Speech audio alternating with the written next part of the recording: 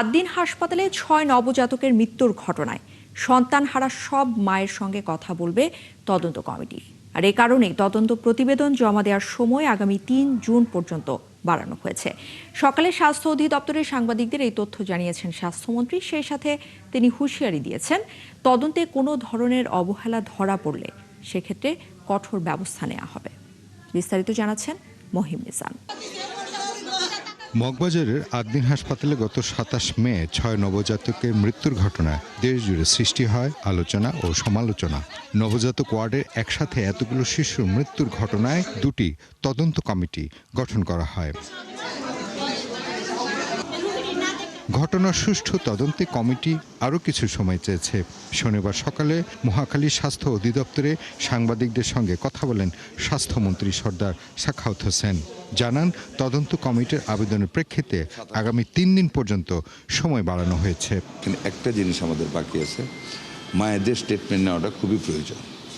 মাগুলি মর্মাহত অবস্থায় বোঝেন তো, বাচ্চা বুক খালি হয়ে গেছে, তারা বিভিন্ন জায়গায় যেমন চাঁদপুর, কামরাঙ্গীরচর, কেরানীগঞ্জ, মাদারটেক বিভিন্ন জায়গায় সরেছে।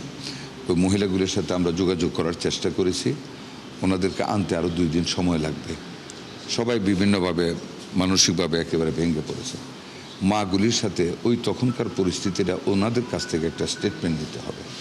যে কারণে তদন্ত কমিটি এই অসম্পূর্ণ বিদায় তদন্তটা, মায়েরা নাই বিদায়, 3 দিন সময় চেয়েছে। এ সময় প্রাথমিক তদন্তে উঠে আসা কিছু গুরুত্বপূর্ণ তথ্য তুলে ধরেন স্বাস্থ্যমন্ত্রী।